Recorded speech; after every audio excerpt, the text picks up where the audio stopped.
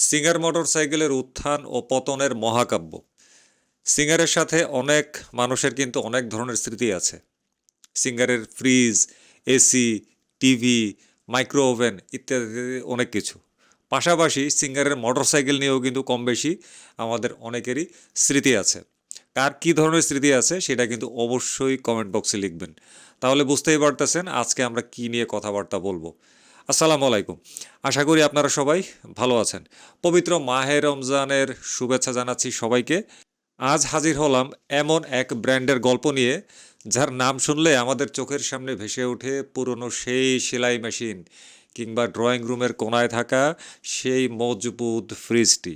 জি, আমি বলছি সিঙ্গারের কথা। কিন্তু আপনারা কি জানেন, আজ থেকে প্রায় ২০ বছর আগে বাংলাদেশের রাস্তায় রাজত্ব করার স্বপ্ন নিয়ে সিঙ্গার তাদের নিজস্ব মোটরসাইকেল নামিয়েছিল? এই জেনারেশনের অনেকেই হয়তোবা জানে না। ওই সময়ের মানুষজন কিন্তু ঠিকই জানে। ২০০১ সালে যখন বাজাজ বা টিভিএস আজকের মতো এতটা শক্তিশালী ছিল না, কিংবা অন্যান্য জাপানিজ ব্র্যান্ড আজকের মতো এতটা শক্তিশালী ছিল না, তখন সিঙ্গার ছিল মধ্যবিত্তের বাইক কেনার প্রধান এবং একমাত্র ভরসা। অথচ ২০১৮ সালে এসে তারা চিরতরে এই বাংলাদেশের বাজার থেকে বিদায় নিল। কিন্তু কেন? কোথায় ভুল ছিল তাদের? আজকের ভিডিওতে আমরা সিঙ্গার মোটরসাইকেলের সেই সাহসী উত্থান এবং করুণ পতনের ময়নাতদন্ত করব। পুরো ভিডিওটি দেখুন, কারণ এটি কেবল একটি কোম্পানির গল্প নয়, এটি বাংলাদেশের অটোমোবাইল শিল্পের বিবর্তনের একটা জীবন্ত দলিল। চলুন শুরু করি, ফিরে আসছি ইন্ট্রোর পরে।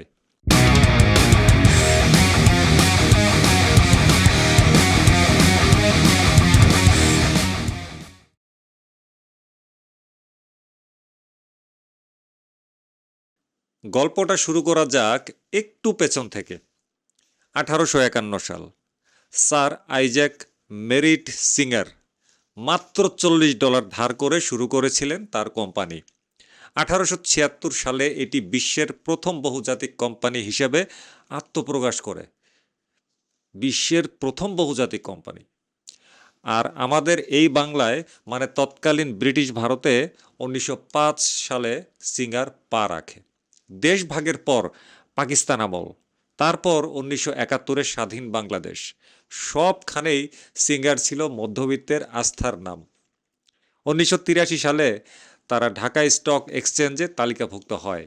কিন্তু তাদের আসল পরিবর্তনটা আসে ১৯৮৫ সালে। তারা কেবল সেলাই মেশিনে সীমাবদ্ধ না থেকে ফ্রিজ, টেলিভিশন এবং ইলেকট্রনিক্স পণ্যে ডাইভার্সিফিকেশন বা বৈচিত্র্যায়ন শুরু করে। আর এই ধারাবাহিকতায় ২০০১ সালে তারা এক সাহসী সিদ্ধান্ত নেয়। তারা মোটরসাইকেলের বাজারে প্রবেশ করবে।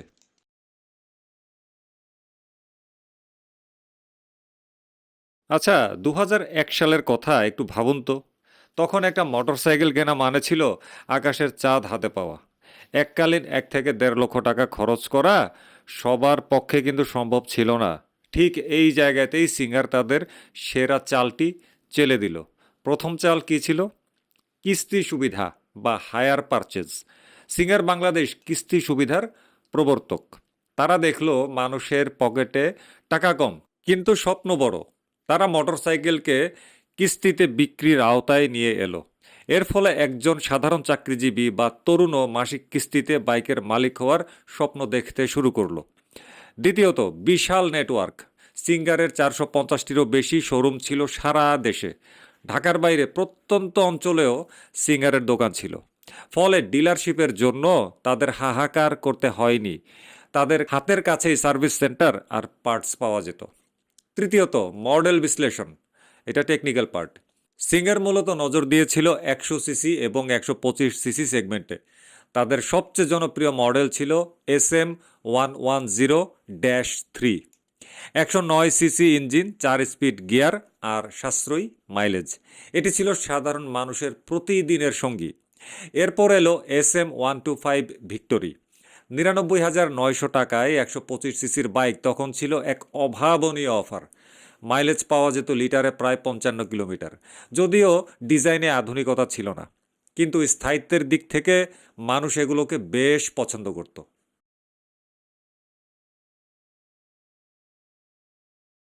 এখন প্রশ্ন আসে, এত বড় নেটওয়ার্ক আর এত সুযোগ থাকা সত্ত্বেও সিঙ্গার কেন টিকে থাকতে পারলো না? এর পেছনে তিনটি প্রধান কারণ কাজ করেছে বলে আমার ধারণা। প্রথমত, সরকারি শুল্ক নীতি। 2016-17 সালের দিকে বাংলাদেশ সরকার একটি যুগান্তকারী সিদ্ধান্ত নেয়। যারা স্থানীয়ভাবে মোটরসাইকেল উৎপাদন করবে তাদের উপর ট্যাক্স কমিয়ে দেওয়া হবে। বাজাজ, টিভিএস, হন্ডার মতো কোম্পানিগুলো শত শত কোটি টাকা বিনিয়োগ করে কারখানা স্থাপন করলো। ফলে তাদের বাইকের দাম এক ধাক্কায় 20-30 বা আরও বেশি হাজার টাকা কমে গেল। কিন্তু সিঙ্গার ছিল কেবল অ্যাসেম্বলার বা সংযোজনকারী। তারা চীন থেকে পার্টস এনে এখানে শুধু জোড়া দিত। ফলে তাদের উৎপাদন খরচ কমানো সম্ভব ছিল না। প্রতিযোগিতায় তারা ক্রমাগতভাবে পিছিয়ে পড়তে লাগলো। দ্বিতীয়ত, প্রোডাকশন ক্যাপাসিটি বনাম রিয়েলিটি। 2013 সালের একটি রিপোর্ট দেখলে মাথা ঘুরে যায়। সিঙ্গারের প্ল্যান্টে বছরে 7,000 বাইক বানানোর ক্ষমতা ছিল, কিন্তু সে বছরে তারা বানিয়েছিল মাত্র 153টি, অর্থাৎ মাত্র 2% সক্ষমতা ব্যবহার হচ্ছিল।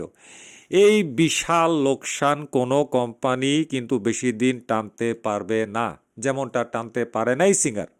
তৃতীয়ত, ব্র্যান্ড পারসেপশন বা মানসিকতা।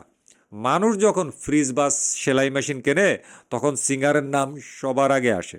কিন্তু বাইকের ক্ষেত্রে মানুষ চায় পারফরমেন্স, স্টাইল আর পাওয়ার। মানুষ ভাবতো যে কোম্পানি সেলাই মেশিন বানায় তারা কি ভালো বাইক বানাতে পারবে? এই মনস্তাত্ত্বিক যুদ্ধে সিঙ্গার কিন্তু জিততে পারেনি। যখন ইয়ামাহা বা হোন্ডা তাদের স্পোর্টি বাইক আনলো, সিঙ্গারের সেকেলের ডিজাইন তরুণ প্রজন্মের কাছে আকর্ষণ হারিয়ে ফেলল।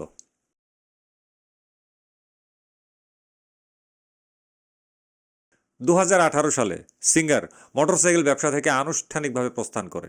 এটি ছিল তাদের একটি কৌশলী সিদ্ধান্ত। অলাভজনক ব্যবসা বন্ধ করে তারা তাদের লাভজনক খাত অর্থাৎ হোম অ্যাপ্লায়েন্সে মনোযোগ দেয়। 2019 সালে তুর্কি জায়ান্ট আর্সেলিক সিঙ্গারের মালিকানা কিনে নেয়। এর ফলে সিঙ্গারের পুরো ভীষণটাই কিন্তু বদলে যায়। এখন তারা বেকো এর মতো গ্লোবাল ব্র্যান্ড বাংলাদেশে প্রমোট করছে। 2022 সালে তারা প্রায় 80 কোটি টাকা বিনিয়োগ করে নারায়ণগঞ্জে ইকোনমিক জোনে বিশাল কারখানা স্থাপন করেছে। বর্তমানে সিঙ্গারের 90% পণ্য বাংলাদেশেই তৈরি হচ্ছে। যদিও 2025 সালে মুদ্রাস্ফীতির কারণে তারা কিছুটা আর্থিক ক্ষতির মুখে পড়েছে, কিন্তু তাদের লক্ষ্য এখনও smart home solution, motor cycle নয়।